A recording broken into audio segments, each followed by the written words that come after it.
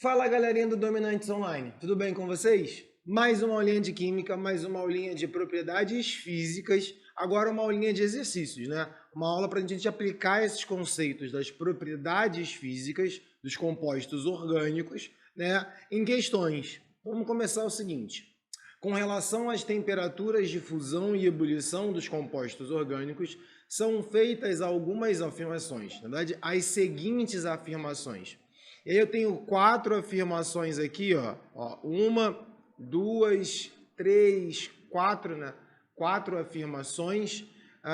E eu preciso dizer se está certo ou se está errado. Essa questão é muito boa para a gente trabalhar o que a gente aprendeu, né, nesses conceitos. Vamos lá. Nesses conceitos são ótimos. Aqui a gente aprendeu com os conceitos associados à cadeia carbônica, à função orgânica e por aí vai. Olha só.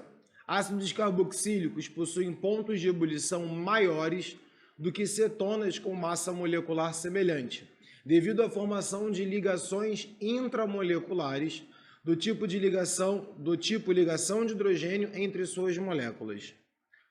Texto grande, mas vamos lá. Ácidos carboxílicos possuem ponto de ebulição maiores que as cetonas? Se tiver com a mesma massa molecular, sim, tem. Por quê? O ácido carboxílico tem um grupo funcional, a dupla O e o OH, o que a gente chama de carboxila.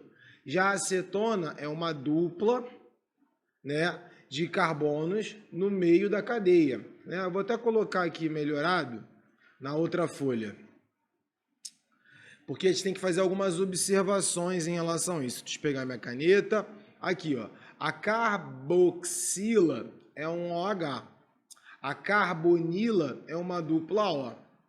Para que esses caras tenham massa molecular semelhante, eles não podem ter o mesmo número de carbonos. Isso é uma observação interessante. Como aqui tem o grupamento funcional tem 2 oxigênios, se aqui for uma cadeia com 4 carbonos, aqui provavelmente é uma cadeia com 5 carbonos, onde tem a carbonila em algum dos carbonos secundários, né? Por que eu estou falando isso? Porque você aqui no grupo funcional tem mais um oxigênio que tem massa atômica próxima ao carbono. Mas isso não vai interferir muito na nossa linha de raciocínio. Quando eu falo nessa questão que os ácidos carboxílicos têm pontos de ebulição maiores que as cetonas, sem pensar na estrutura, eu tenho que pensar no grupamento funcional. E o grupamento funcional de um ácido carboxílico, ele é muito mais polar e tem mais interações que a cetona. Então, esse grupamento interage melhor com outras moléculas com o mesmo grupamento do que a cetona. Aqui é ligação de hidrogênio. Aqui são moléculas polares apenas. Tá, e aí, então a resposta está certa? Tem um erro só nessa frase, que é isso aqui, ó. As forças de interação não são intramoleculares, são forças intermoleculares, são entre moléculas.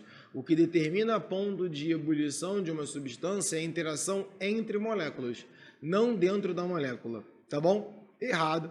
Essa frase, então, faz com que essa opção esteja falsa.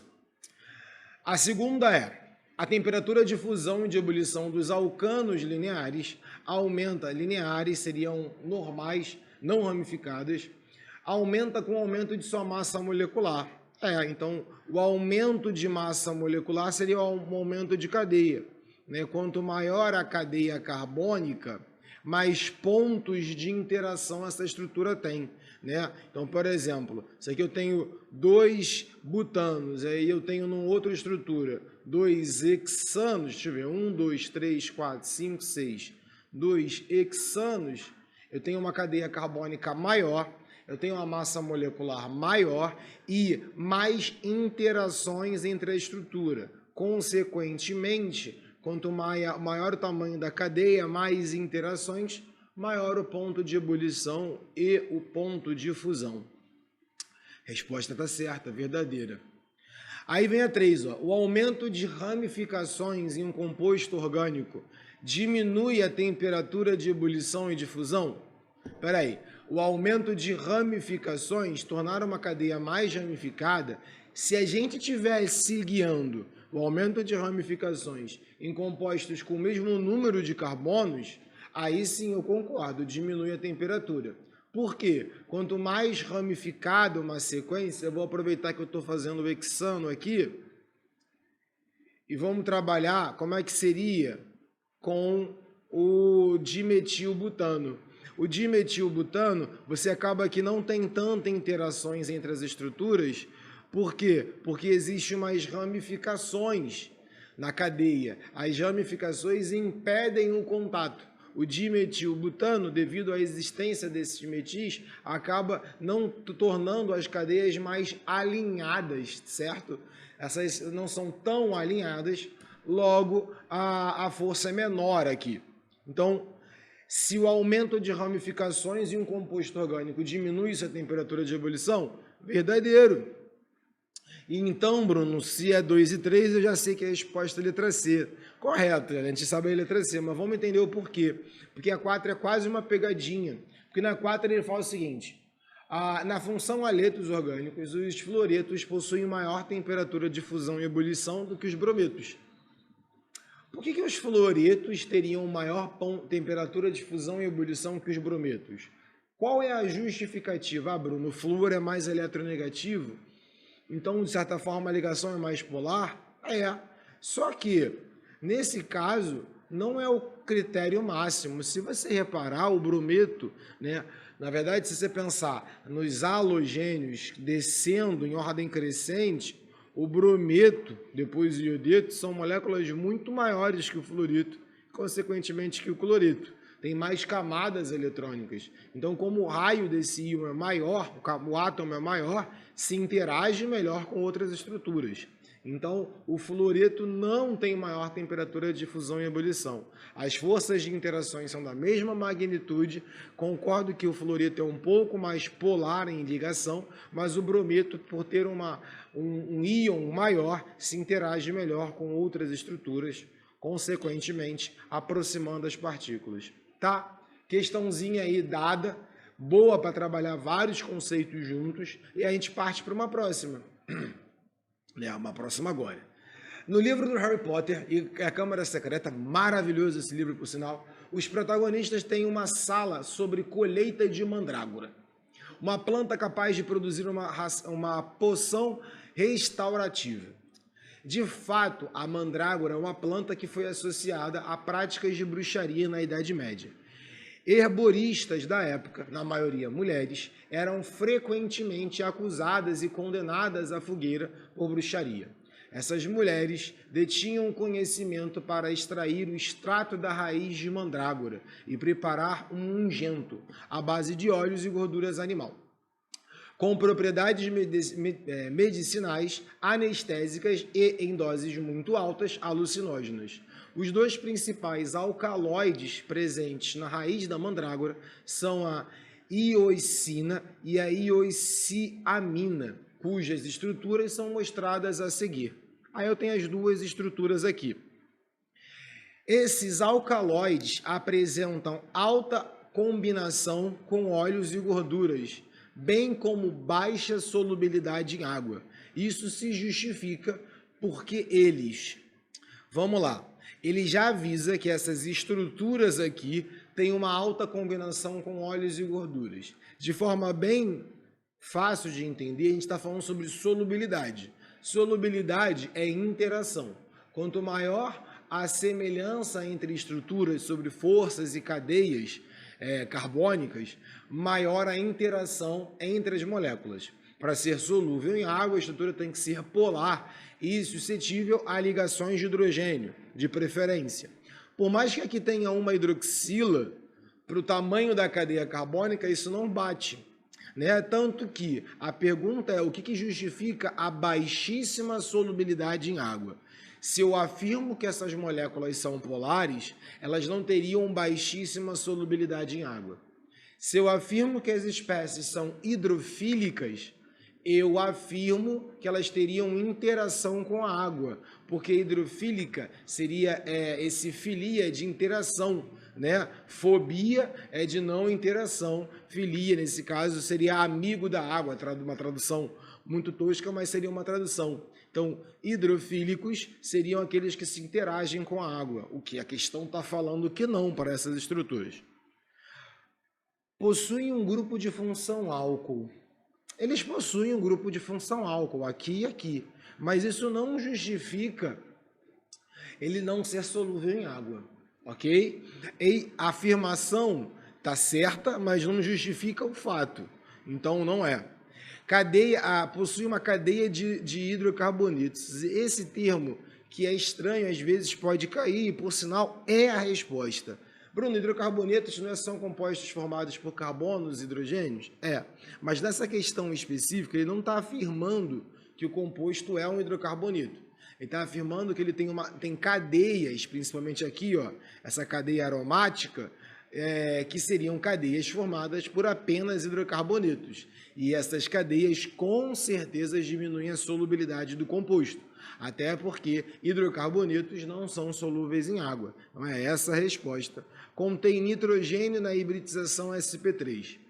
Se ele tiver ou não tiver na hibridização sp3, não vai mudar nada. Mas se você reparar, o nitrogênio faz 3 ligações. A gente não visualiza geralmente as ligações, a hibridização ou hibridação de elementos diferentes de carbono.